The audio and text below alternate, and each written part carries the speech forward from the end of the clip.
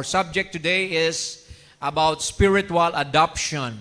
Ito po ang pagkupkup ng Panginoon sa ating lahat, sa Kanyang kaharian. Jesus said, "In my Father's house are many mansions. I will go and prepare a place for you, so that where I am, you may be also."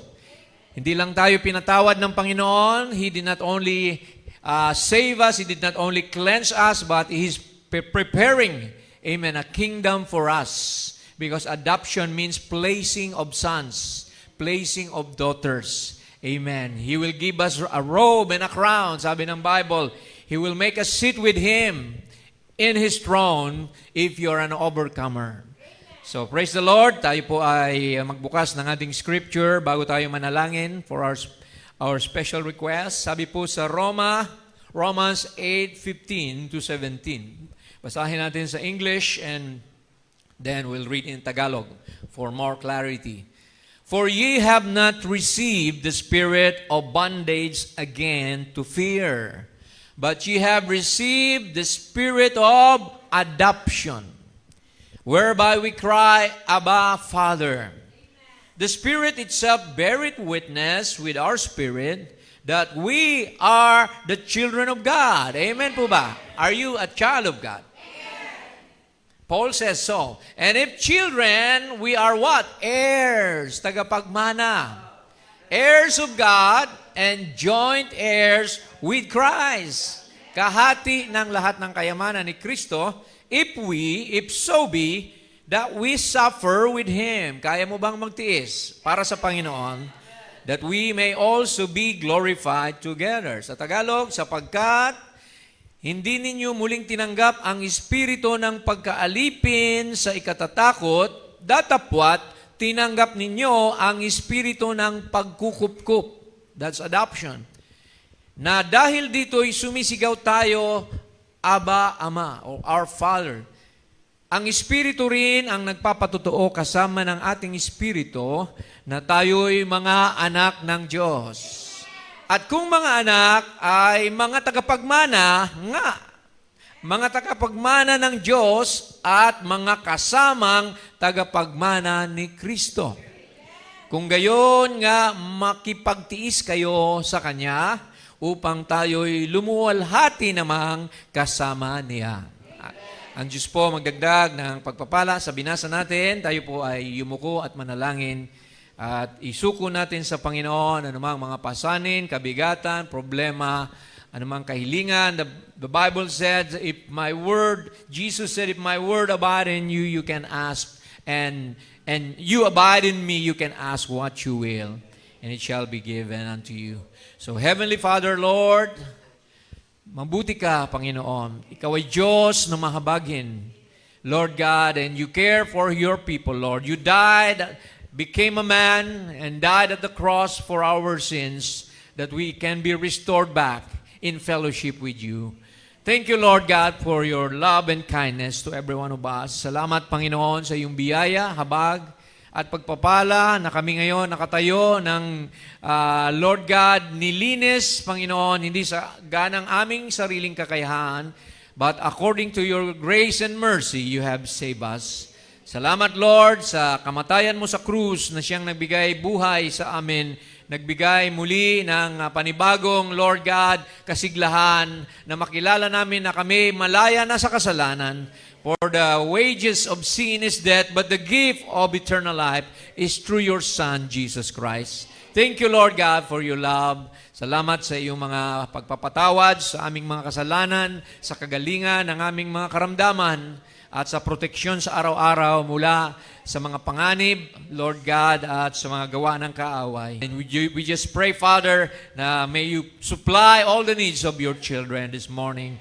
Physical needs, material needs, spiritual needs. Lord God, ikaw magpuno, Panginoon, ng kanilang mga sisidlan sa umagang ito. Salamat, Lord, muli mong buksan ang aming pakinig, ang aming mga puso, upang makita namin ang iyong plano para sa amin. Ma-appreciate namin ang ginawa mong kabutihan, Panginoon. Hindi lamang, Lord God, noon, kundi hanggang ngayon. You're the same yesterday, today, and forever. Hindi ka nagbabago, Panginoon.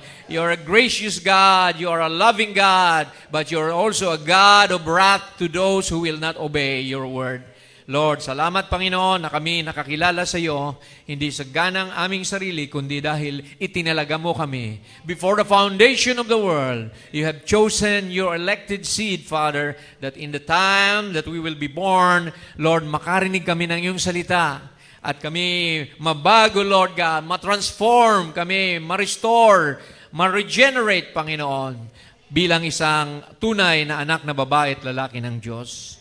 Salamat, O Diyos, sa iyong mga biyaya at habag sa amin. Patuloy ang iyong grasya. Patuloy ka na nagmamahal sa amin. At na, Lord, ihanda mo kami sa iyong pagbabalik, Panginoon, sa mamagitan ng paghubog sa amin using your word of life. This we pray, we give you back all the glory in Jesus' mighty name. Amen and amen. Hallelujah. Praise the Lord.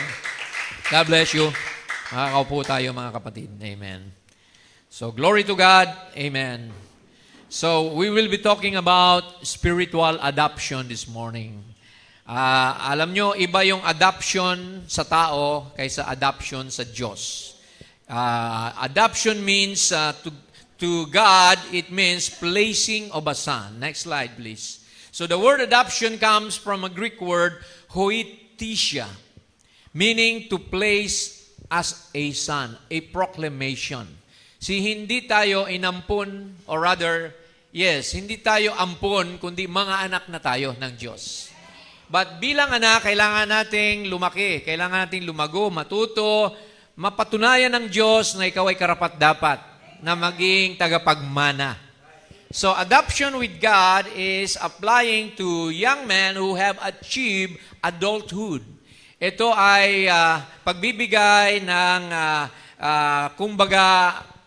proclamation na ikaw nga ay tunay ng anak ng Diyos. You have been tested, you have been tried, you have been proven, and God will now announce to the world that this is my beloved Son, in whom I am well pleased to dwell.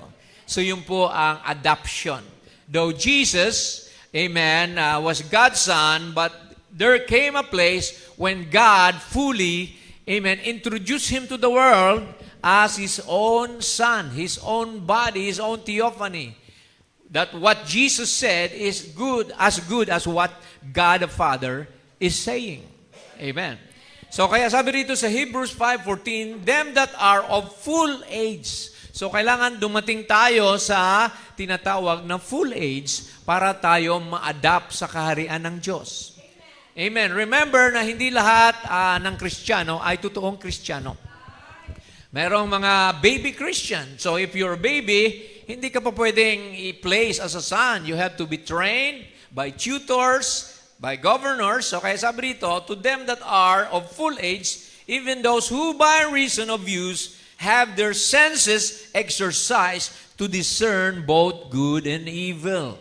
Ibig sabihin, alam mo na ang mabuti at masama, alam mo nang sumunod sa salita, at ikaw ay full-pledged na Kristiyano sa Panginoon. Hindi ka na basta-basta aatras, hindi ka na basta-basta manlalamig kasi ikaw ay full-pledged na. Amen. You promise God na maglilingkod ka sa Kanya. Ano man ang mangyari, whatever it takes place, amen, you promise to never turn back, but to continue to run this race with patience, looking unto Jesus, the author and finisher of your faith. Amen. Praise the Lord. So, meron bang mga ganyan na ngayon? Have you achieved maturity? Have you come to the full age? Then God is obligated to adopt you into His kingdom. Amen. So, a child must mature. Next slide. Before being proclaimed as an heir or tagapagmana. Galatians 4:1 and 2 speaks of this truth to us. Sabi ni Pablo, now I say that the heir, which means tagapagmana, as long as he is a child, habang bata pa siya, wala siyang pinagkaiba sa alipin. He differeth nothing from a servant.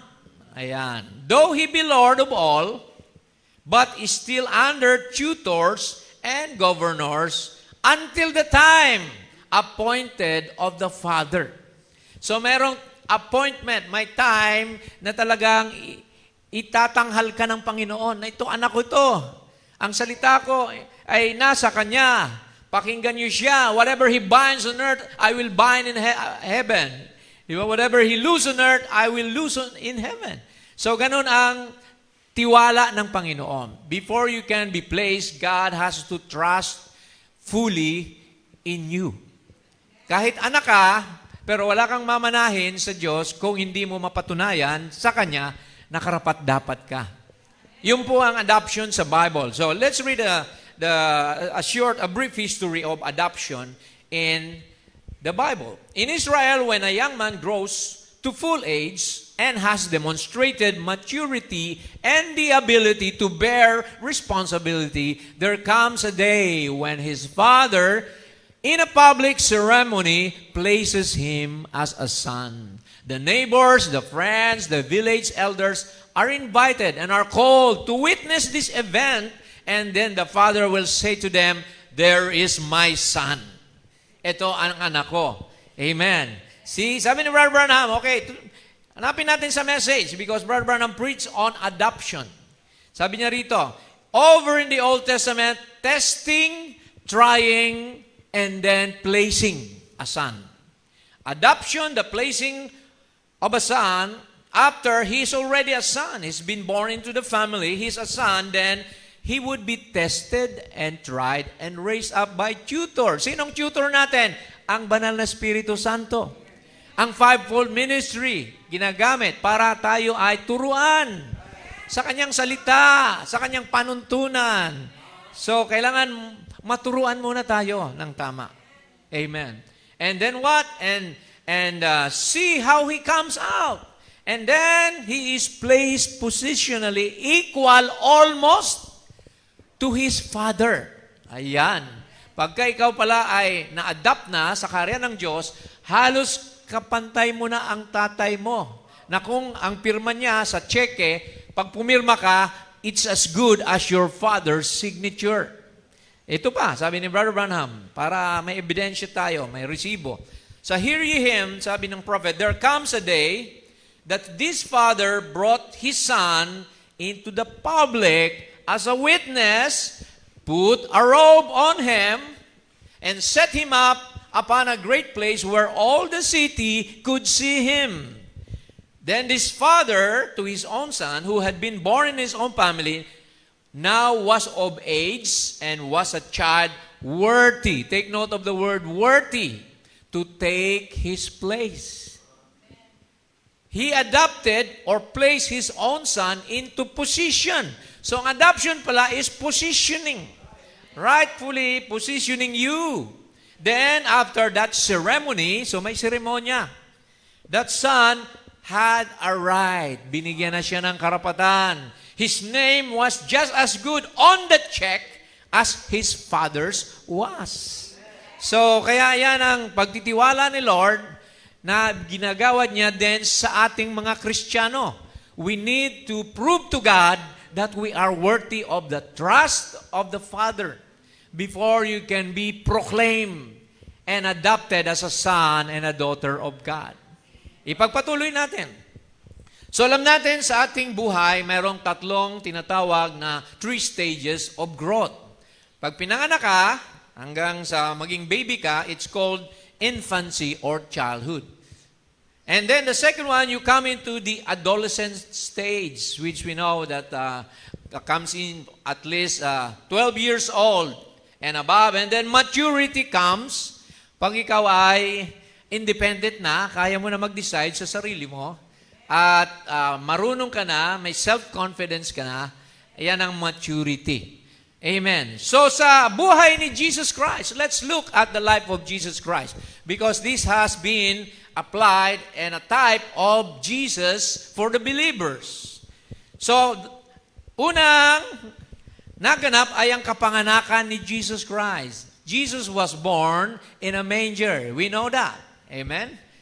Amen? So siya ay pinanganak sa sabsaban, siya ay lumaki bilang bata, hindi pa siya nangangaral noon. He did not preach yet when he was a child, but when he was an adolescent, 12 years old, nakipagdebate na siya sa mga Pariseo. See? He was teaching all the Pharisees and the priests things about God that they never heard in their whole life. See?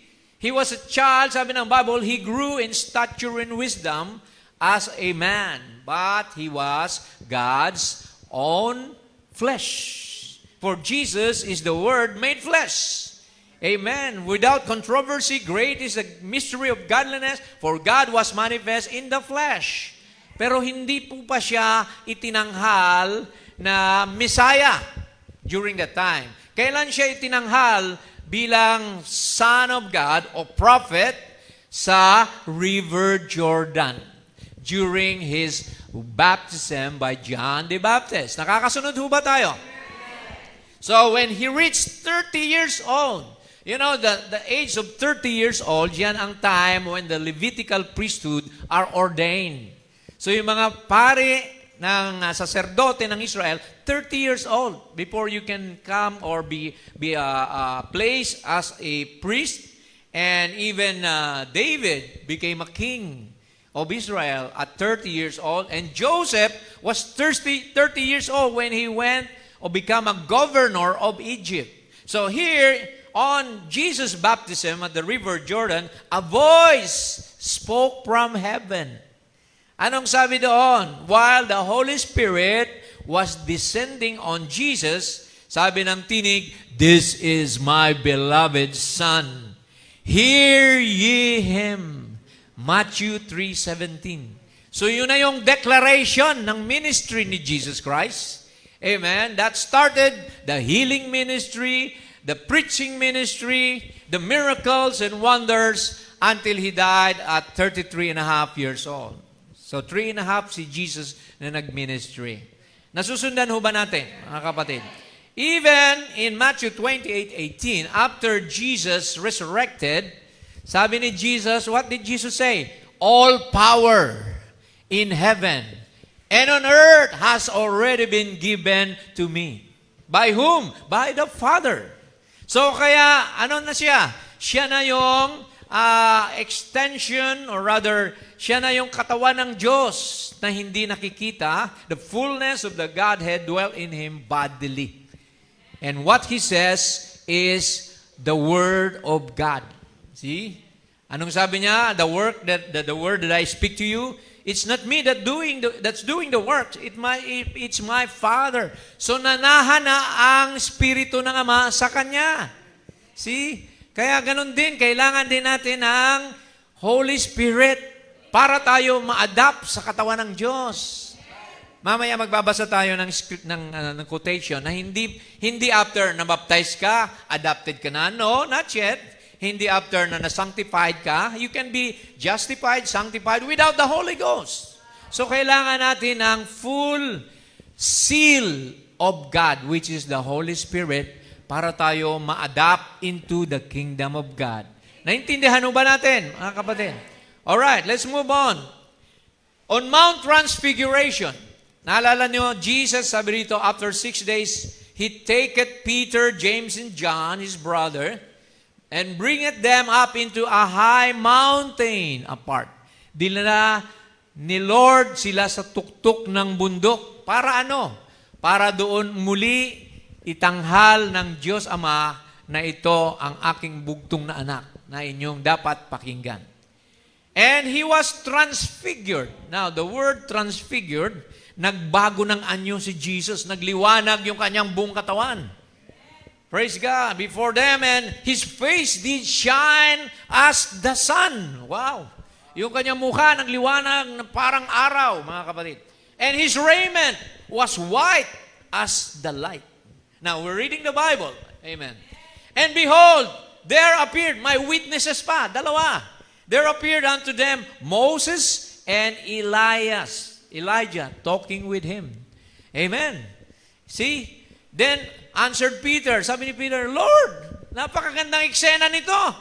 See, it's good for us to be here. Oh, if thou will, kung papayagan mo ako, Lord, gagawa tayo ng 3 tabernakulo. We will make here 3 tabernacles. One for you, one for Moses, and one for Elijah. So, denomination kagad nasa isip ni Pedro. Ano? So, kaya ano nangyari? Pinatunayan ng Diyos na itong dalawa, the law and the prophets, amen, were, amen, Old Testament yan. Ito na ngayon ang pakikinggan nyo. So, while he yet spake, behold, a bright cloud, isang maliwanag na ulap, overshadowed them, ang kumumpul sa kanila, and behold, a voice again out of the cloud, which said, This is my beloved Son, in whom I am well pleased, hear ye him. Siya na ang pakikinggan nyo. Hindi na si Moses, hindi na si Elijah, si Jesus na. Amen. Because Jehovah of the Old Testament is Jesus of the New Testament. Bumaba na mismo ang Diyos, nagkatawang tao sa kanyang anak na si Jesus. See, because why? In the Old Testament, no one has ever followed the Ten Commandments in fullness. So nakita ng Diyos, walang makasunod, ako na lang ang susunod. See, I will do it myself. I will obey the law. I will die for the people's sin. Ako ng kanilang kasalanan para ang sino mang manampalataya sa akin ay maliligtas. Amen. So, faith in Jesus Christ is the only thing that will save you. Amen. Amen. For without Him, amen, sabi ng Bible, Jesus is the way, the truth, and the life. No man can come to God the Father except by Him. Kaya kailangan mong tanggapin siya. Receive Him as your Savior, as your Lord, as your God, mga kapatid. Dahil kung wala si Jesus, walang kapatawaran ang mga kasalanan. For without the shedding of the blood of Jesus, there's no forgiveness or remission of sin. Okay, introduction pa lang yan, mga kapatid. Pinapakita lang dito ni Lord na may adoption na mangyayari sa bawat Kristiyano. It involves you and me. Not just Jesus. Amen? So, ituloy natin sa next slide. Adoption is also promised to every true Christian. Ito'y pinangako rin ni Lord sa'yo. I-a-adopt din tayo ni Lord. How? Mamaya, malalaman natin. But let me show you some scriptures na plano ng Diyos na tayo'y kupkupin niya sa kanyang kaharian. Ephesians 1:5. Having predestinated us, kanyang itinalaga tayo, unto what? The adoption of children. Hallelujah. By Jesus Christ to whom? To Himself. Para sa kanyang sarili. According to the good pleasure of His will. Kagalakan pala niya na tayo ay kupkupin din. Amen. Sinong gustong kupkupin ng Diyos sa umagang ito? Kung hiwalay tayo kay Kristo, sabi ng Biblia, tayo ay walang pag-asa. There's no hope of glory. Because you need Christ in you, the hope of glory. To the praise of the glory of His grace. Ang kanyang pagkupkup sa atin ay para sa kapurihan ng kanyang kaluwalhatian at biyaya, wherein He hath made us accepted in the beloved. Ginawa niya tayong katanggap-tanggap. Amen. Sa minamahal nating Panginoon. Next slide. Ano pa? Sabi rito, adoption is the power to become sons of God. John 1:12-13. But as many as receive Him, to them gave He power. Which means authority, right, or privilege to what? To become the sons of God. Kailangan tanggapin mo muna siya. Receive Him so that He can give you the power to become sons and daughters of God. Even to them that believe on His name. So napakahalaga nung believing. See? To them that believe. See? He that believeth and is baptized shall be saved. Mark 16:16. But he that believeth not shall be condemned. So, saan pa tayo? Gusto mo ba doon sa condemn o doon sa save? Doon tayo sa save. Kaya tayo mga believers na tinawag. How many are believers this morning? Amen. You have the power to become the sons of God. It is given unto you by Jesus kung mananatili tayong tapat, mananatili tayong totoo sa ating paglilingkod. Dahil ang magtiis hanggang wakas, siya lamang ang maliligtas. Amen. Di na ito panahon ng patumpik-tumpik, pa-banjing-banjing, pa-isi-isi. Panahon na ito na maging seryoso tayo sa paglilingkod sa Panginoon. Amen. Ano man ang nakalipas mo, kalimutan mo na yon. Ang mahalaga yung kaluluwa mo. Napapakain ng Word of God, lumalago ka sa paglilingkod sa Panginoon. Amen. Kaya nga sabi ng Bible, lay aside every weight, lay aside all the sins that easily beset us, but let us run this race with patience. Amen. So next slide, sabi dito, amen, adoption means full redemption. Not just of the soul, but of the body. Kung hindi ka ma-adapt, hindi ka matutubos, hindi ka magbabody change. Because in Romans 8:23, sabi rito, even we ourselves groan. Humihibik tayo. Nanginginig tayo, we tremble. We work out our own salvation with fear and trembling. We groan within ourselves, waiting. Naghihintay sa ano? For the adoption. Ayan, yan palang inintay natin, mga kapatid. To wit, the redemption of our body. Ang katubusan ng ating katawan. We will have a body change in a twinkling of an eye. At the last trump, and the dead in Christ shall rise first, and we which are alive and remain shall be caught up together with them in the clouds to meet the Lord in the air, and so shall we ever be with the Lord, changed from mortality to immortality, from corruption to incorruption. That's what we're waiting for. So kung hindi ka ma-adapt, hindi mangyayari sa'yo yan. Kailangan tayo ma-adapt ng Panginoon. Remember, hindi to aampon. Iba yung ampon sa tao kasi. Pag inampun mo, hindi mo anak yon. Pero sa Panginoon, anak ka ng dati, pero kukup-kupin ka pang uli. Itatanghal ka, ipagmamalaki ka ng Diyos na itong anak ko, nakakasunod sa akin, natutuwa ako sa Kanya, binigyan ko na siya ng kapangyarihan na maging gaya ko. Hallelujah. Amen. Next slide. Adoption means being an heir. Bilang, tagapagmana. Wala kang mamanahin kung titigil ka sa paglilingkod sa Panginoon. Amen. Sabi rito, binasa natin kanina. One verse, and if children, then heirs. Tagapagmana ng Diyos. Wala ka mang manahin sa tatay mo, sa mama mo, pag namatay sila, maaaring namana mo, diabetes, high blood. Pero, praise God, huwag kayong mag-alala sa Panginoon. Mayroon tayong kaharian na mamanain. Praise the Lord. Hallelujah. Heirs of God. Tagapagmana ng Diyos, and joint heirs with Christ. Kahati ka ng lahat ng yaman ni Jesus Christ. Lahat ng binayaran niya sa krus ng Kalbaryo, all the benefits of Calvary will be yours. Amen. Jesus said, claim your healing. By my stripes you are healed. Claim your salvation. Sa latay ko, niligtas ko na kayo. Pinagaling ko na kayo. Amen. Those are the benefits of a Christian. If so be that we suffer, may kahalong suffering. Brother Branham said, if we don't suffer with Him, we cannot reign with Him. Because suffering means overcoming. Pag napagtagumpayan mo, ang trials, ang suffering, sabi ni Jesus, He that overcometh will I grant to sit with me in my throne as I am seated in my Father's throne. Hindi ka makakaupo roon sa trono niya kung hindi ka magtatagumpay. Anong pagtatagumpayan ko, Pastor? Yung mga problema mo sa buhay.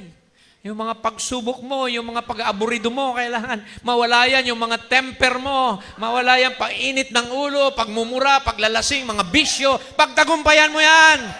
Amen. You need to overcome all those, temptations para ka maging tagapagmana ng Diyos. Amen. You cannot compromise with the Word of God. You cannot serve God and mammon at the same time. See, you have to live for God, live holy, be ye perfect, even as your heavenly Father is perfect. Yan po ang sabi rito. So that we may also be what? Glorified together with Him. Amen. Uupo tayo ron sa karya ng Diyos. Don't you know that you shall judge even angels? You shall judge the world, sabi ng Bible. See, grabe ang pinagkatiwala ni Lord sa atin. So, kaya malilit na bagay, matutunan mong husgahan batay sa Word of God. Kasi doon, amen, uupo tayong kasama ni Jesus. Next slide.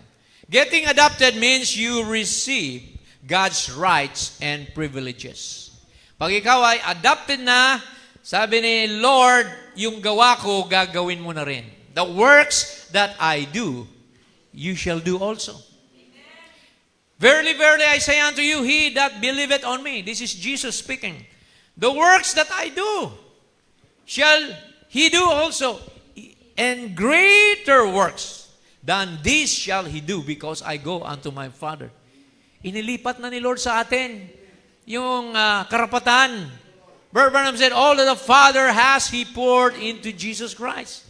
And all that Jesus Christ has, He poured into the bride. Nasa atin ang mga kamay, mga kapatid. Ang kapangyarihan, I give you power, authority over the devil. See, Matthew 18:18, sabi ni Jesus, verily I say unto you, whatsoever ye, ikaw yun, ye bind on earth, shall be bound in heaven. Ano man talian mo sa lupa, tatalian ng Diyos sa langit.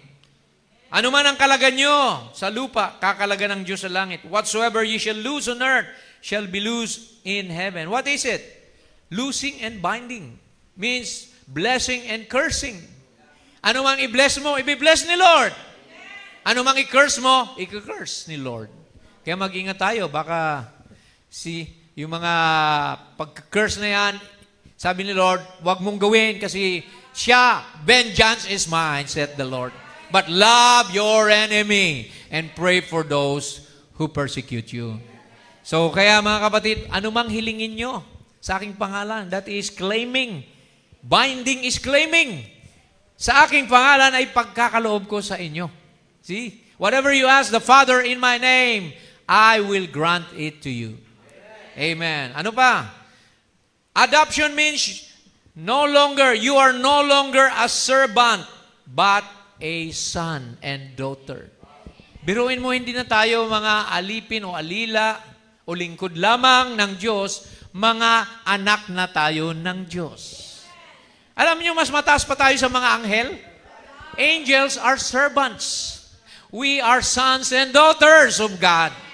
Sino mas mataas sa presensya ng Diyos? Tayo. Even Israel. Brother Branham said, Israel is a servant. The 144,000 will be our eunuchs and attendants to the bride. Tayo yung sons and daughters. See, hindi ba kayo? Amen. Nagpapasalamat na itinangi kayo ng Diyos. The elect, amen, piling-pili lang ang elect. Jesus said, no man can come up after me or come to me except my Father draws him to me. And all that the Father has given me will come to me, and none of them will be lost. So, God has an elected seed. You were chosen in Him when? Before the foundation of the world. Kaya magpasalamat ka, kapatid. Hindi ito patsamba-tsamba. Ang Diyos hindi patsamba-tsamba sa pagpili. Pag pinili ka, magpapatuloy ka. Pag pinili ka, magiging tapat ka. Pag pinili ka, love mo si Lord above everything on this earth. Siyang priority mo. Seek ye first His kingdom and His righteousness. Then all these things shall be added unto you. Praise the Lord. That's the key to God's blessing. Alam nyo, ang susi sa blessing ni Lord, unahin mo siya. Sundin mo siya. Amen. Sabi niya, if you love me, obey my commandments. Diba? Sabi pa niya sa Malakay, see, if you bring your tithes into the storehouses of God, see, sabi niya, I will open the windows of heaven and pour you out a blessing that there be no more room to receive it. So, kung susunod lang tayo, we'll just obey, mga kapatid. Hindi tayo pagkukulangin ng Panginoon. Pero kung kayo magkakanya-kanya, sarili mong buhay, iwanan mo ang Diyos, lugi ka, kawawa ka. Ikaw ang kawawa, kapatid, pag lumayo ka sa Panginoon. Kaya lagi mo pakaisipin, amen, that fellowship is important. The Bible said, do not forsake the assembling of the saints. Yamang nakikita na natin ang pagbabalik niya. Alright, next slide. Sabi rito, when you get adopted, you will be given power over the devil. Kahit diablo, walang magagawa sa'yo. Praise the Lord. Naniwala ba kayo? Ang diablo, utusan lang ng Diyos yan. See, nagpapaalam sa Diyos ang diablo. The devil still asks permission from God. Look at Job. Before he could ever touch Job, he asked permission from God. Look at Ahab before the lying spirit could come to those 400 prophets of Ahab to deceive them. Humingi ng permiso sa Panginoon. Lord, send me. I'm a lying spirit. Send me to those prophets of Ahab and we will prophesy his death. Di ba? Namatay si Ahab dahil sinunod niya yung 400 prophets. Hindi siya naniwala kay Micaiah. Micaiah was the only one that was God ordained there. And they rejected the prophet, kaya sila napahamak. Anong sabi rito? Jesus said, Luke 10:19, behold, I give unto you power to tread on serpents and scorpions and over all the power of the enemy, and nothing shall by any means hurt you. Walang pwedeng makasakit sa iyo. Look at Paul, he was beaten by a snake. Amen. Nung siya ay ma-shipwreck, di ba? Kinagat siya ng ulupong na talagang deadly. Ang venom nito, sabi ng mga tao, ilang minuto lang yan, tutumba na yan, taong yan. Pero nagulat sila.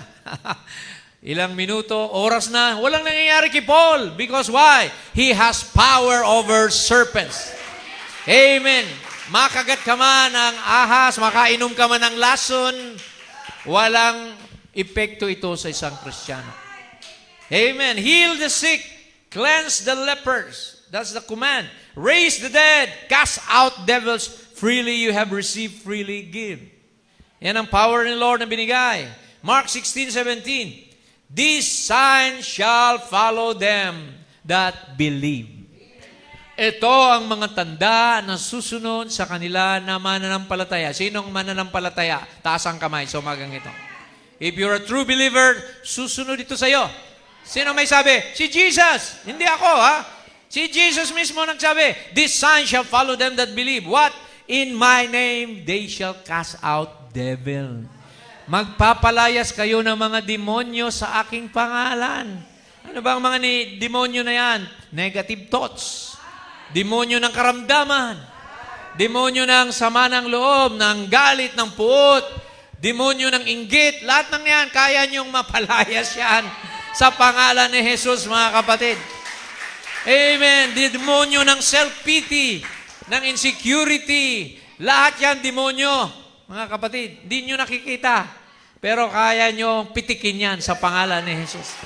Hallelujah. Glory to God. I command you, devil, in the name of Jesus. You're exposed. I'm a son of God. I command you in Jesus' name. Flee. Susunod ang diablo. Nanginginig pa nga ang mga diablo kapag luluhod ka na at mananalangin sa Panginoon.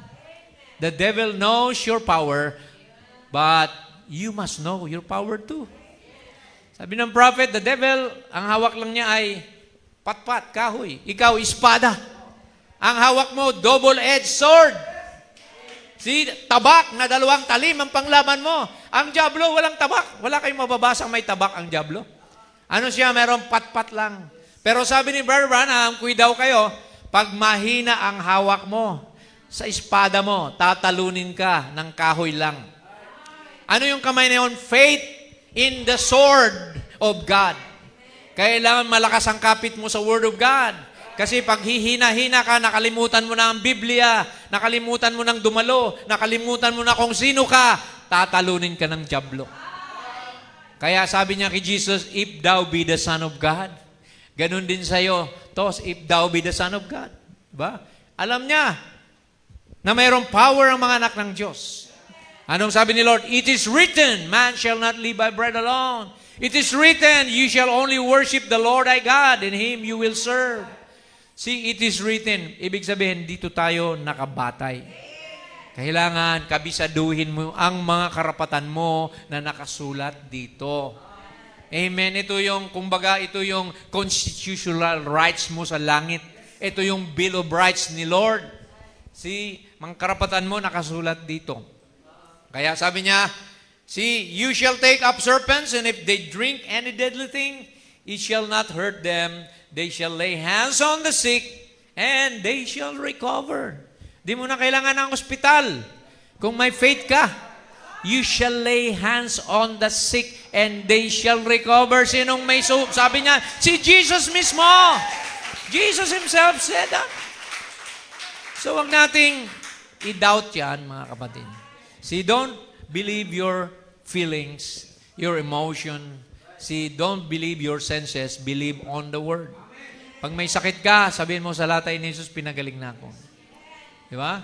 See, alin mas makapangyarihan, yung Word of God o yung nararamdaman mo? Word of God. Amen. Kaya, wag nating i-compromise ang salita ng Diyos. Amen. Panindigan mo yan, kapatid. Dahil susubukin yan one of these days. Hindi pa nga sinusubok yung tatakan eh. Di ba? Mark of the beast, iisa-isahin niya lahat ng tao. Pag hindi ka nagpatatak, hindi ka makakain, makabili, makabenta. Ngayon pa nga lang, wala pa yun, hindi ka na dumadalo sa church, hindi ka na naninindigan. How much more pag dumating yun? Sigurado ako, magpapatatak ka para ka makakain, makainom, makabili. Di ba? Kailangan ng paninindigan, kapatid. We are being trained to stand on the Word of God regardless of your feelings, your ideas, your opinion. Amen. Let every man's word be a lie, and let God's word be the truth. Romans 3:4. But, ito ngayon, ang kondisyon. But a Christian cannot be placed or adopted as a son or a daughter if you are still a babe in Christ. Kung ikaw ay isang baby Christian pa. Alam niyo, sabi ni Paul, when I was a child, I spake as a child, I acted as a child, but now I am a man. I act as a man. Sabi ni Paul in 1 Corinthians 3:1 and 2, and I, brethren, could not speak to you as unto spiritual. Hindi ako makapagsalita sa inyo ng spiritual. Bakit? Kasi mga karnal kayo. But as unto carnal, even as unto babes in Christ. Ano bang tanda ng mga babe in Christ? Sabi niya, I have fed you with milk. Pinapainom ko lang muna kayo ng gatas. Not with meat, hindi pa karne. See, for hitherto you were not able to bear it, neither yet now are ye able. Ito mga taga-Korinto, mga kapatid, they have the 9 spiritual gifts, pero mga isip, bata pa rin. May pag-away-away pa rin. Ako kay Pablo, ako kay Apollos, sabi nga, there's contentions among you, sabi ni Paul. See, was Paul crucified? Was Apollos crucified for you? See, let's read, verse 3, for ye are yet carnal. Ano bang carnal, mga kapatid? Makatao kung mag-isip. For whereas there is among you envying, may mga pag-inggitan pa sa kalagitnaan nyo. So, baby ka pa pala pag mainggitin ka. And strife, mahilig pa kayo sa mga kaguluhan, mga chismis, mga kampi-kampihan. See? And divisions, are you not carnal? And walk as men? So, mga kapatid, tingnan nyo. Alam ni Pablo, ang baby Christian sa matured Christian. What's the difference? Etong mga bagay nito, alisin na natin to sa ating kalagitnaan. Amen. Love one another. Sabi ng Bible, di ba? Forgive one another. Forbearing one another in love. Amen. So, dapat wala na ang mga bagay na yan. Kasi mahirapan si Lord na i-confirm ka na anak ka na nga niya kung mayroon ka pa niyan. Di ba? Si mapapahiya siya eh. Si sabihin mo, Kristiyano ka na, ganyan ka pa. Di ba? Si hindi ka honest. Di ba? Kailangan honest tayo. Napag-usapan natin last Sunday. Kung tayo nangangako, ganapin natin ang pangako natin. Di ba? Yung mga nanghihiram, sabihin nyo, kung sa sweldo ko babayaran, sa katapusan, bayaran nyo. Dahil napapahiya ang Diyos kung kayo ay sumisira sa palabra de honor nyo. Amen. See? Praise God. Kaya patuloy tayo mga kapatid. Jesus said, you must be born again. John 3:3. Jesus said, I say, verily, verily, I say unto you, except a man be born again, he cannot see the kingdom of God. So, ang being born again, start yan ng adoption. First stage pa lang yan. What is that stage? Repentance. Faith. 1 Peter 1:23, being born again, not of corruptible seed, but of incorruptible, by the word of God, which liveth and abideth forever. So tayo, maborn again tayo sa word of God. Sabi ni Nicodemus, can a man enter his mother's womb again and be born again? Sabi ni Jesus, hindi mo ako naintindihan. Guru ka pa naman ng Israel. You don't know what I'm saying. Why? It's spiritual. Mga bagay na makalangit, malalalim, hindi maintindihan ng karnal na Kristiyano. Kaya kinakailangan by the Word of God. Incorruptible Word of God. Ito yung tatlong stages ng Kristiyano. Di ba napag-usapan natin? Baby, adolescent, and maturity. Spiritually speaking, we have justification, sanctification, and baptism of the Holy Spirit. Yan po yung tatlong dadaanan mo para ma-adapt ka sa kaharian ng Diyos. What is justification? It's by faith. When you believe, when you have heard a word, at nagdesisyon ka, magsisisi na ako sa aking mga kasalanan. Magpapabautismo na ako. Acts 2:38.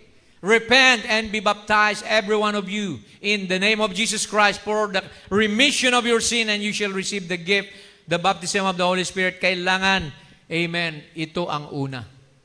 Talikod sa kasalanan, that is repentance, remorse for sin, and going buried with Christ by baptism.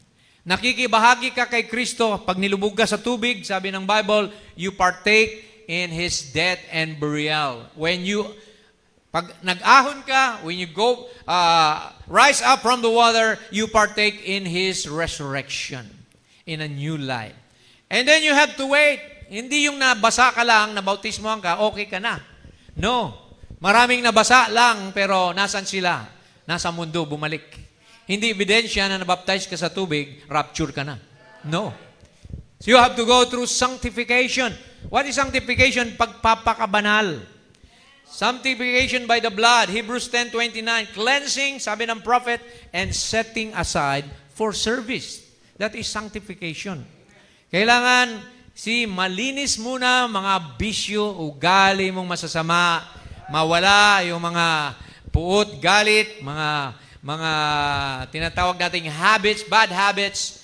Amen. Bago puspusin ka ng Espiritu. Yung pangatlo, mananatili siya, papasok lamang sa iyo ang Espiritu Santo pag nabautismohan ka, nagsisi ka, at malinis na ang buhay mo. Because the Holy Spirit will not dwell in a dirty, filthy body. You become the temple of the Holy Ghost. Kapag kayo nabaptize ng Holy Spirit, Diyos nang nananahan sa inyo. Your word is as good as God's word. Because hindi ka na namumuhay sa sarili mo. Sabi ni Pablo, it is not I that liveth, but Christ living in me. So I live by the faith of the Son of God. Amen? So kaya pag nabaptize ka ng Holy Spirit, indwelling of God in the soul, Acts 1:8, sabi ni Lord, you shall receive power from on high when the Holy Ghost is come upon you. So kailangan nating abutin yan, mga kapatid. Pag nakompleto mo yung tatlong yan, tsaka ka palang i-a-adapt ng Panginoon. Tsaka ka palang itatanyag ni Lord na ito, anak ko nga ito, talagang anak kong babae at lalaki na ito. May tiwala na si Lord sa iyo. Kasi kung hindi makokompleto yan, hindi ka pa hinog na Kristiyano. Hilaw ka pang Kristiyano. Okay, basa tayo. Sabi ni Brother Branham sa mensaheng 7 Church Ages, without the baptism of the Holy Ghost, you can never have your eyes open to a true spiritual revelation of the Word. A man without the Spirit is blind to God and to His truth. So, kailangan mo ng bautismo kasi ang bautismo ng Espiritu, yan ang magtuturo sa iyo. The Holy Ghost is the teacher that will guide you into all truth and will show you things to come. See, kung walang Holy Spirit, wala kang alam sa Biblia. Pag lumabas ka dyan, tanungin mo, ano ba ang pinreach ni Pastor? Ewan ko, nakatulog ako eh. See? Wala kang amor, wala kang desire, o wala ka pang kagalakan sa pakikinig ng word kasi wala pang Holy Ghost. Di ba? Parang ritual lang ito sa iyo. Punta ka lang sa church, parang duty mo lang, obligasyon. Hindi ka ma-adapt sa kaharian ng Diyos kung ganyan ka lang, kapatid. Kailangan mayroon kang hunger and thirst for the Word of God. Na mapuno ka, ang kaluluwa mo, mapuspos ng salita ng Diyos. At ikaw ay mabusog, masatisfy ka. Amen. Sabi ni David, as the water or the deer panted at the water brook, so my soul thirsted upon thee, O Lord. Kailangan may kauhawan ka na sa Word of God. Hindi ka na nadidistract sa mga bagay sa mundo. Anchored ka na. You're anchored in the Word of God. That's the true Christian. Okay, ito ang sinasabi ko sa inyo, mga kapatid. Sa mensaheng Demonology, 1953, listen to this. Sabi ng prophet, 3 elements. That's 3 elements, the elements that we go through when we are born again. So, hindi ako nagturo niyan. Si Brother Branham, the prophet of the age. Justification, sanctification, baptism of the Holy Spirit. Kompleto yan dapat. Now, that can all be in one act. Pwedeng mangyari yan ng sabay-sabay. Sabi niya, nabaptize ka, nawala yung bisyo mo at pinuspos ka na ng Espiritu. Kagaya ni Cornelius, when he heard Peter preaching, see, he was baptized by the Holy Ghost. Why? Na-convict siya. And then they got baptized in water. Now, that can all be in one act. But, listen to this. But, pag may but, delikado yan ha. But, you can be in a justified stage without being sanctified. Ayan. Pwede ka palang umabot lang sa justification nang hindi ka nasa sanctified. Big sabihin, nagsisi ka, nabaptize ka, pero hindi ka nabago sa bisyo mo at ugali. Maraming ganyan. They are still on the process. Kaya nga sabi ng Bible, God is changing us from glory to glory. Hindi natin sila kinokondem, kundi sila ay alalayan natin, tulungan natin. Amen.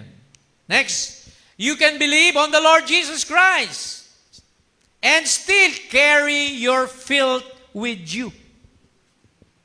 That's a hard word, mga kapatid. Naniwala ka kay Jesus Christ, pero dala-dala mo pa rin yung karumihan mo.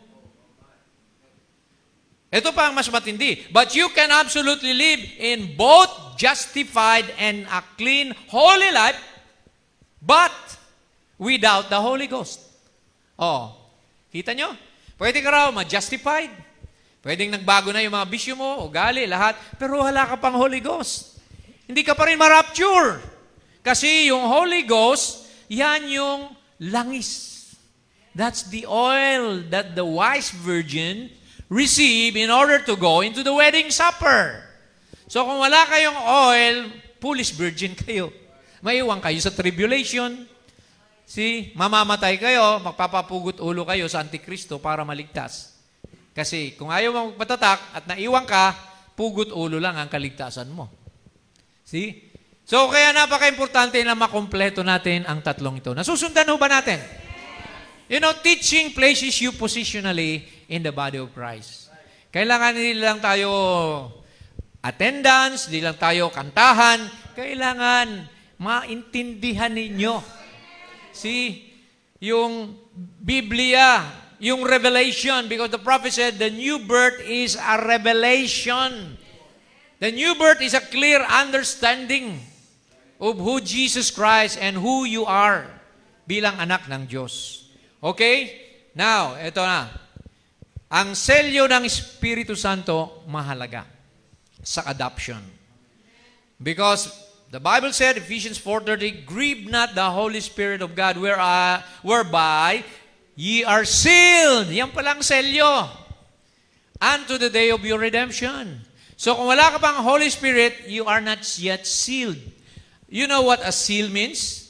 Seal means having passed through the quality control. Di ba? Halimbawa, Coca-Cola. Bago selyuhan yan, dumaan na yan sa proseso. Di ba? Bago ibenta sa market. See? Kung ikaw, wala ka pang selyo, kaduda-duda. Halimbawa, Coca-Cola, binili mo, bukas na. Ay, delikado ito. Di ba? Bukas na ito eh. Baka nahaluan na ng alcohol ito. O turmeric o acid. Di ba? See, kailangan selyado tayo para ma-rapture tayo. Amen? Selyado ng Espiritu Santo. Walang leak. Walang singaw. Walang halo. Walang toxic na bahagi sa katawan mo. Sabi ng prophet sa adoption. 1960, what is a seal? A seal is, first thing it shows, is a work that has been completed. Kailangan makompleto yung 3 stages of grace sa'yo. A completed work. Ikaw ay kompleto na, ready na for the rapture. No turning back. No turning back. Secondly, the next thing, see, it shows ownership. Pag selyado na, pag-aari ka na ni Lord. Hindi ka na pwedeng habulin pa ng dyablo o agawin ng dyablo. The devil has no more right to you because why? You are pregnated by the Word of God. Yung buntis, hindi na pwedeng mabuntis pa ng iba yan. See? Sabi ng Panginoon, tayo, pinagbuntis na natin ang Espiritu Santo. Amen. We are owned by God. See? We have been sealed. See, halimbawa, Coca-Cola, ang selyo ng Coca-Cola, hindi pwedeng ibenta ng RC Cola, na takpan nila, lagyan ng RC. No, you are sealed. So, ganun din tayo. We have been identified with Christ. And the next thing, third, it shows security. Alam niyo yung security? Secured ka na.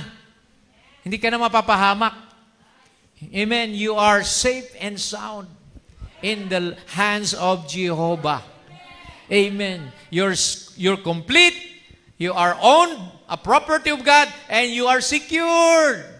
Kaya nga, wala nang makapaghiwalay pa sa atin sa pag-ibig ni Kristo.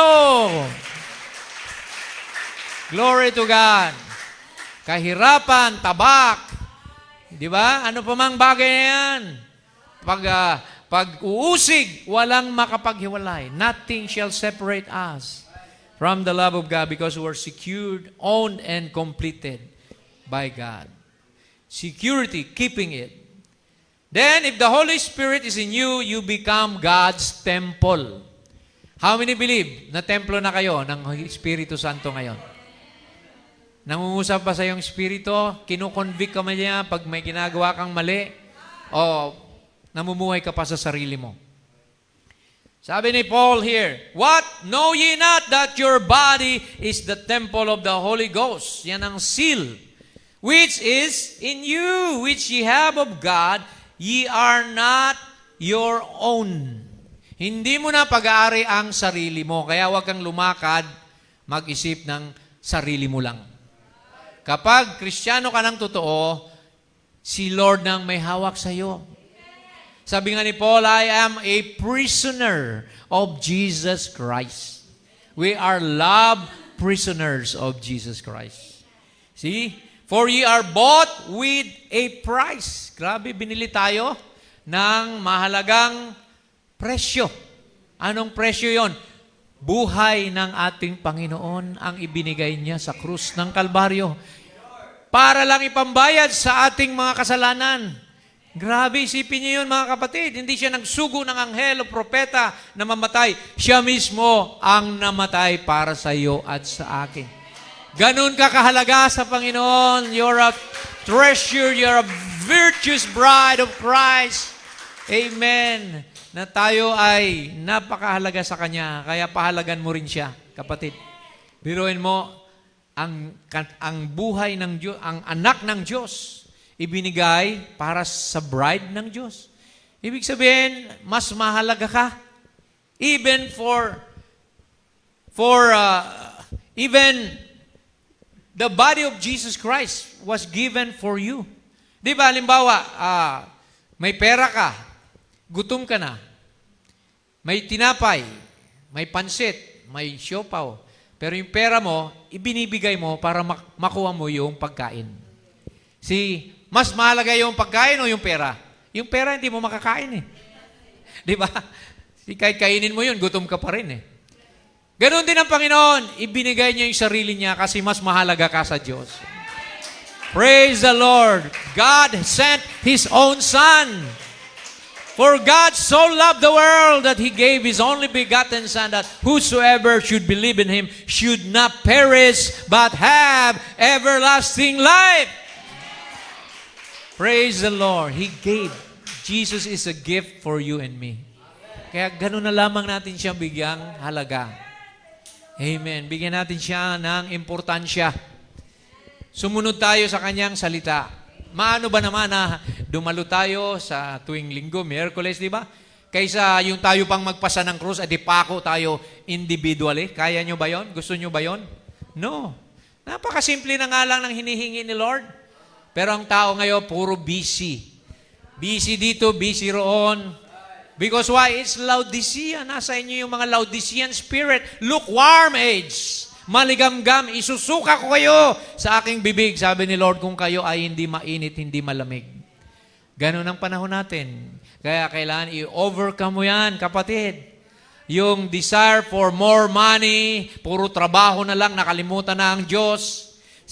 Delikado yan, kapatid. The prophet said sometimes prosperity is a curse. Prosperity itself is a curse kung hindi ka na naglilingkod sa Diyos. Nasilaw ka na sa yaman, nasilaw ka na sa popularity. Nakalimutan mo na yung nagbigay ng buhay sa iyo. Pagdating ng sakit, ng karamdaman, ng aksidente, sinong tinatawagan mo? Oh, Diyos ko po. Di ba? Oh my God. Naalala mo lang, kahit unbeliever, nag-OMG. Di ba? Praise God. Pero habang wala ka pa ron, pasalamatan mo na siya. Lagi mo siyang bigyan, papuri, pagsamba, pasasalamat, and everything, give thanks. For that's the will of God concerning you in Christ Jesus. Ni-recite ni Sister Hart kanina yan. Alright, tuloy natin, konti na lang. Quote, testimony but true witness. Sabi ng prophet, the Holy Spirit is deity. Pag sinabing deity, yung pinanahanan niya, you are, sabi roon, the body of God, the temple of God. But the Holy Ghost is deity, God tabernacled in man. It's more than a sensation. It's more than speaking in tongues. It's more than shouting in the Spirit. It's more than weeping. Higit pa yan sa paiyak-iyak lang. It's more than joining church. It is God living in man. Ang Diyos na nananahan sa tao, deity, God Himself, tabernacled into that person. When He can speak, it's just the same as God speaking. Praise the Lord. Pag nagsalita ka, it's good as God speaking. That's the church of Jesus Christ. Kaya bantayan natin yung ating mga pananalita. Hindi puro mga joke. Pati mga kanta ng Diyos, gino-joke natin. Huwag ganoon, mga kapatid. Kailangan seryoso yan. Amen. Kailangan totoo tayo, mga kapatid. Amen. Maging sincero tayo dahil sincero ang Diyos sa pagtubos niya sa atin. It is the rising of the sun. Ang adoption, ibig sabihin, para sa nobya ni Kristo ito. As He, being the groom, the bride has to come forth because it's part of Him. Because she is flesh of His flesh, bone of His bone, life of His life, power of His power. She is Him. Yung bride ay siya na. She is Him. Si Jesus na sa bride ang namumuhay ngayon. Kaya pala hindi tinapos ni Lord yung ministry niya kasi may part na gagampanan yung better half niya, yung kanyang nobya. Jesus did not complete His ministry, sabi ni Brother Branham, because the bride has to do what remains in the last days. Tayo na, the Spirit and the bride say, come. See, ang spirito at ang nobya, sinasabi, lumapit na kayo, magsisi na kayo. See, ginagamit na ang inyong mga bibig. See, you must prophesy again to all nation tongues, races. Sabi roon mga kapatid, as man and woman are one, and a woman taken from his side, she had taken a spirit, the feminine spirit from him, the flesh from his side, made both dynamics and mechanics the wife. So, praise God, we are Mrs. Jesus Christ. We are not Mrs. Baptist or Methodist, Pentecostal, Catholic, no. We don't carry any other name but the name of our husband. Sabi ng Panginoon, in the place where I put my name, doon lang kayo mag-worship. Kaya sabi ni Jesus sa mga Pharisee, in vain you worship me. In vain, walang kwenta, walang kabuluhan. Napakaraming in vain worship ngayon na sumasamba under creeds and dogma. Ang kailangan natin ngayon, si Jesus ang masamba, maitaas, maitanghal, the word, the pure message of the hour. Siya, mga kapatid, siya lamang. Kaya tayo ay ginawa niyang bride because we are the virgin bride of Christ. Amen. Unadulterated Christians of the age. So, sinong hinahanap ni Lord ngayon para i-adapt? While the Lord of the harvest is going by, He ain't looking for too big buildings. Hindi ito palakihan ng edifisyo, palakihan ng mga tore. See? He ain't looking to big building, big steeples, or well-trained choirs. He is looking for individuals. Individual ito. Hindi ito grupuhan, mga kapatid. Men and women who are what? Dedicated. Are you dedicated this morning? And made a clean cut.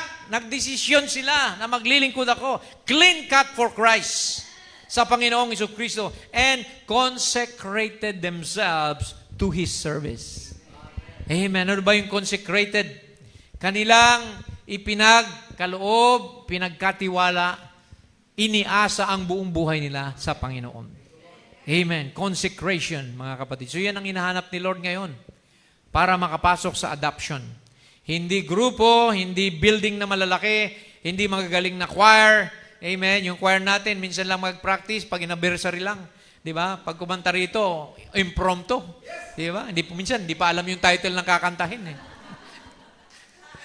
Praise the Lord. So, that is, amen, God's way. Amen. Of doing things. Amen. Be as you are. Okay.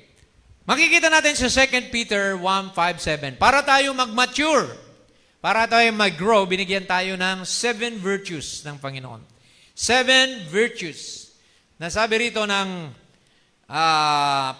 2 Peter 2:9, for if these things be in you and abound, they make that you shall neither be barren nor unfruitful in the knowledge of our Lord Jesus Christ. But he that lacketh these things is blind. Kung kayo ay nagkukulang sa isa man sa mga bagay nito, kayo raw ay bulag and cannot see afar off and had forgotten that you were purged from your old sins. So ano itong mga bagay-bagay nito? Sa 2 Peter 1:5, add to your faith, patience, or virtue. Add to your faith, virtue. So hindi sapat yung faith, kailangan may virtue. What is virtue? Compassion.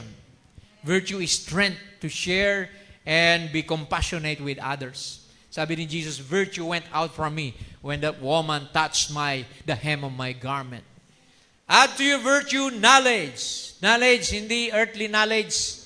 Hindi ito doctor's degree or master's degree. It's knowledge between right and wrong.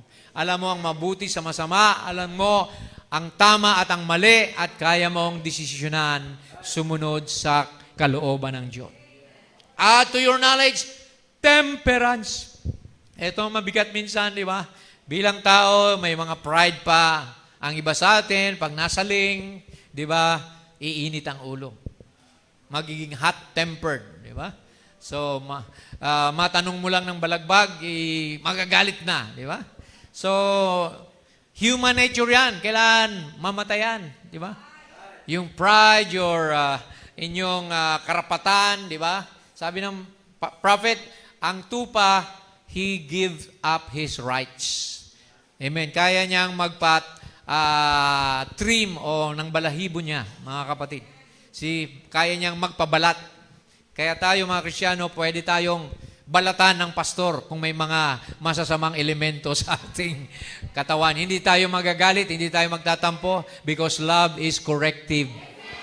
Ang pag-ibig ng Diyos ay may pagtutuwid. So, be not hot-tempered. So, add to your temperance, patience. Iba pala yung patience sa temperance. Ang patience, pagtitiis. See, may patient kang maghintay. Kagaya ni Abraham, he waited for what? He had patience for 25 years, waiting for a promised son. Noah had patience for 120 years bago dumating yung flood, mga kapatid. See, ikaw, may pinag-pray ka na ba sa Panginoon? Be patient. Amen. Matuto kayong maghintay. Kasi kung tayo ay laging agresibo, laging nagmamadali, kagaya ni Eva, nagmadali, di ba? Gusto niya kagad magkaanak. Anong nangyari? Nagkaroon siya tuloy ng sin of adultery. The serpent seed had enmity with the woman's seed. Alam na natin yan. I won't dwell much on the original sin. But yung mga pagmamadali, minsan ay doon tayo napapahamak. Di ba? Kumuha kagad kayo ng ganitong negosyo. Invest dito, invest doon. Hindi mo man lang pinag-pray. Amen. So, add to your patience, godliness, which is holiness, kabanalan. Add to your godliness, brotherly kindness. And then the Holy Spirit will cap you, will fill you, and then the divine love of God, siyang magiging capstone natin. Yun na yung full adoption sa katawan ni Kristo. Amen. Now, sabi ng prophet, when a man possesses this kind of things, then the Holy Ghost comes upon him. So when you possess all those virtues, no matter you might speak with tongues, you might impersonate any gift that God has got, you might do that. But until these virtues here go into you, you are still off the real, true foundation of faith. So kung wala ka pang temperance, wala ka pang patience, sabi rito, wala ka pa, hilaw ka pa. You're still off the real foundation of faith. But when these virtues grow in, kapag yung mga qualities na yan ay tumubo na, and you added that to that, then you are a living monument. Magiging monumento ka ng Panginoon. Grabe, living monument.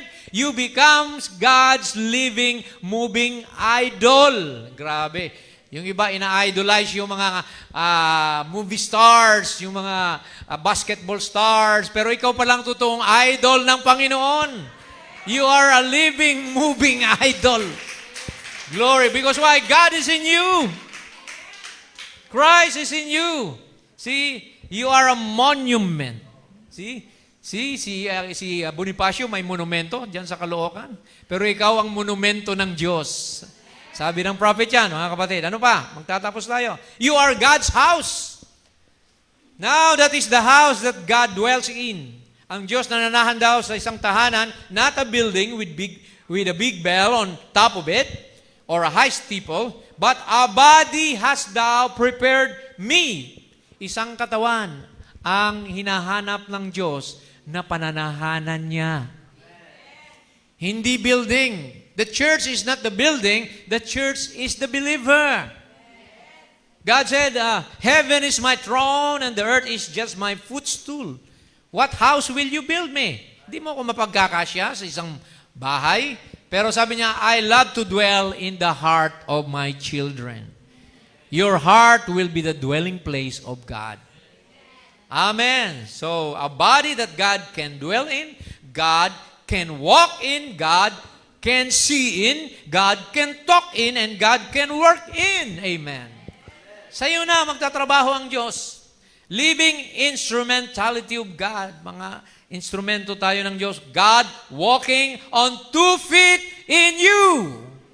Wow, sa prophet ko lang narinig yan. Ang Diyos naglalakad sa 2 paa mo. Glory! Sabi niya, the footstep of the righteous is ordered by the Lord. Siya na ang nagtatalaga ng lakad mo, ng appointment mo, ng trabaho mo. Lahat na mangyayari sa iyo, siya nang bahala. Magtiwala ka lang. Amen. God, the footstep of the righteous are ordered by the Lord. For ye are written epistles. Dito pala, applicable itong written epistles read of all man. Kayo'y mga panulat na binabasa ng tao. And if the life that is in Christ be in you, then you will bear the life that Christ bore. Ayan, yung karakter ni Jesus, yung pagiging maamo niya, mapagpakumbaba, amen, mapagpatawad, mapagmahal, nasa iyo na ngayon. Amen, kailangan i-check mo yan because the Bible is God's mirror. Kailangan masalamin mo yung sarili mo rito kung yung mabang mga lahat na yan ay nasa iyo na. Amen. Be sincere. Amen. And finally, as we close, sabi po rito sa Philippians 12:13, wherefore, my beloved, as ye have always obeyed. Sino bang masunurin sa Panginoon? Taas ang kamay. Have you always obeyed?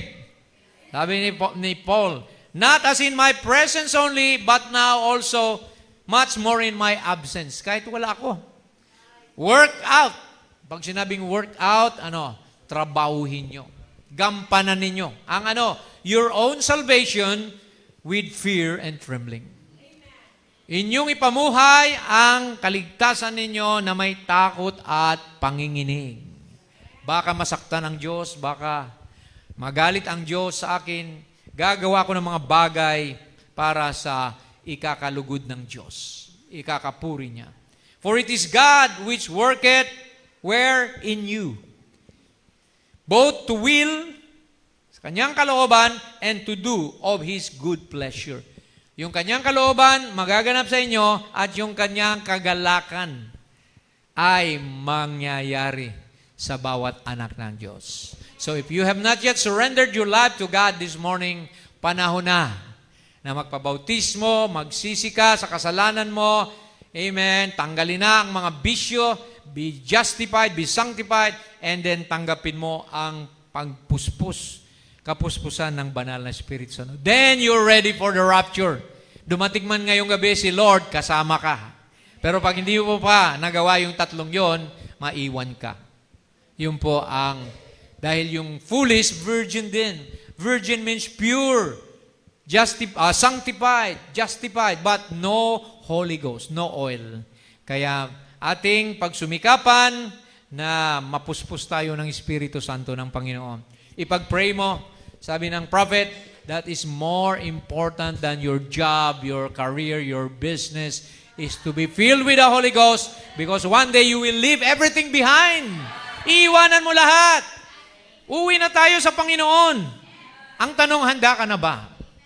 Have you obeyed God to the fullest? Have you furnished yourself with God's dress, amen, His righteousness, and have you forgiven all your sins, all others' mistakes, people who have committed wrong with you?